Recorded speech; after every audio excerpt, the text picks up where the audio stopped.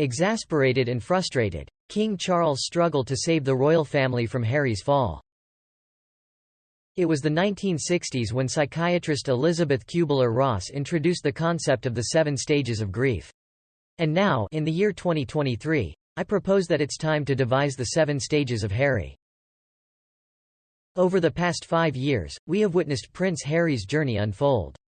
From those blissful months following his wedding to Meghan Markle, when the word fairytale was thrown around tirelessly by the global press, the public's response to the Sussexes has evolved from delight to dismay, astonishment to fury, and finally, to a state of sheer despondency. Perhaps it's time to indulge in a restorative GT. Prince Harry, the Duke of Sussex, is a man who consistently elicits strong reactions, truly the royal equivalent of an anchovy, evoking either love or disdain. And now, according to recent reports, it appears that it's not just the bewildered public who find themselves adrift in the Harry whirlwind. Even King Charles, with his retinue of advisors, courtiers, private secretaries, his wife, 2 Jack Russells, and an abundance of Jungian analysts on call, is being emotionally wrung out, as revealed by the Sunday Times. The Times royal editor, Roya Nikha, has disclosed that those close to Charles, 74, say he is becoming increasingly exasperated by his younger son's actions. Every time I see the king, he brings up Harry. We seem to be stuck in a state of sadness and bewilderment, but now there's growing frustration with his behavior because it persists, confided a source. And persist it shall. For if you find yourself reading this, it's highly likely that you are well acquainted with the sequence of events that led us to this point. Harry's televised grievances, the candid interviews, the television productions, the book releases, and the podcasts all bear witness to the transformation of a once cheerful and dutiful royal into a man whose veins seem to course with a blend of righteous grievances and a bit too much green tea. He has taken resentments and emotional wounds that are best addressed within the comforting walls of a therapist's tastefully neutral office and transformed them into a multi-million-dollar enterprise, a fusion of catharsis and cashola. As we navigate the various stages of Harry's journey, one cannot help but wonder what lies ahead. Will he find solace and reconciliation? Or will he continue down this path, perpetuating a cycle of public revelations and personal revelations turned prophet? Time will tell, and we will be there to witness it all unfold.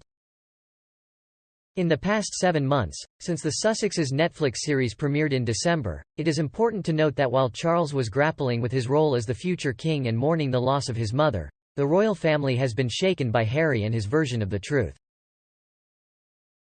Last week, Harry returned to London to testify in one of the many ongoing court cases related to him, revealing that his motivation for suing the Mirror Group newspapers over historical phone hacking was to protect Meghan. It's worth noting that he met Meghan 5 years after the hacking took place. Logical reasoning doesn't always seem to be a significant factor in the Sussexes' world. During his court appearance, the Duke, seemingly unable to resist the urge to deliver a sermon-like lecture, launched an unnecessary attack on the British government, stating that it had reached rock bottom. This directly contradicts the long-standing convention that members of the royal family should not involve themselves in politics. Insiders were far from impressed, as reported by The Times. He has forgotten what he can and cannot say, and there is no one around him to tell him, "No, Harry, you can't say that. Remove that part." It's embarrassing for him and for Britain to hear a prince say, "We have a terrible government." Even the conservative individuals in tweed jackets squabbling over the last Garibaldi biscuit in Charles' office are displeased with Harry adding Rishi Sunak's government to his burn book. A royal source informed Nikha, "The palace will find this extremely challenging and uncomfortable because one can never fully separate themselves from the institution. It has raised eyebrows on both sides, including Westminster, especially because it was unnecessary for the core of his case." Then there is Harry's assertion that, prior to Megxit, the institution provided about as much protection from the media as Fergie would in a debate at the Oxford Union. Such a claim elicits exasperated sighs and eye-rolls within the royal households. Conversely, former royal aides, who have had first-hand experience working with Harry and Meghan, reportedly pushed the boundaries of their relationships with the media in their relentless defense of the couple, as noted by Nikha. Amidst the king's growing frustration, exasperation, and bewilderment towards his son, it comes as no surprise that His Majesty showed no interest in any form of reconciliation last week. The symbolic olive branch stored within Clarence House remains untouched and forgotten. Despite both father and son being in central London, their schedules were not cleared, and no effort was made to arrange a meeting. According to the Daily Mail, Harry did not even engage in a phone conversation with the king while they were in the same time zone. Prince William, conspicuously absent from the discussion thus far, seems to share an irreparable rift with his brother. If this were the Middle Ages, their animosity would have likely escalated to the point of raising armies and preparing for battle. The discord between the two men, who clearly differ greatly in character and stature, surpasses even the infamous feuds between Fergie and her displeased bank manager.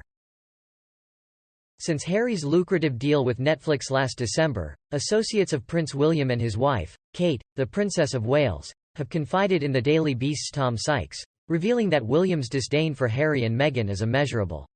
They state that William will never forgive Harry and that he finds it deeply distressing that Harry, who knows the impact his actions will have, is now exploiting the situation to the media's advantage. Notably, there is no indication that any attempt at communication has been made between William and Harry amidst this contemporary rendition of the War of the Roses. The thoughts that cross the mind of the Prince of Wales regarding Harry's rock-bottom statement are likely unprintable without a profusion of asterisks, and it would necessitate a new keyboard due to the excessive use of exclamation marks.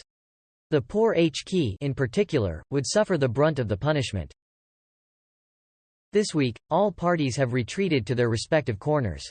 Charles has embarked on the royal train to the north, resembling a scene from the Hogwarts Express, while William will soon reappear, earnestly endeavouring to address issues such as homelessness before his lunchtime sandwich. Across an ocean and a continent, Harry has returned to Montecito, engaging in his daily activities that remain a mystery to us. We can only speculate that his schedule involves numerous meetings with Archewell staff, where he confidently strategizes, utilizes buzzwords like blue sky thinking, and monopolizes all the whiteboard markers. Upon reflection, perhaps a more fitting analogy is the anarchy, a tumultuous period in the 12th century when competing factions vied for control of the throne. Although Harry may have no desire to rule, we are far from reaching a final resolution in his ongoing battles. Charles could find himself perpetually exasperated, bewildered, and frustrated, leaving room for the possibility of royal warrant holders for unconventional items like yoga mats, CBD gummies, and lavender oil in the years to come. What a fascinating era we live in. Thanks for watching. I hope you found this video informative and enjoyable. Don't forget to like and subscribe for more content, and let me know in the comments what you'd like to see next. See you until next time.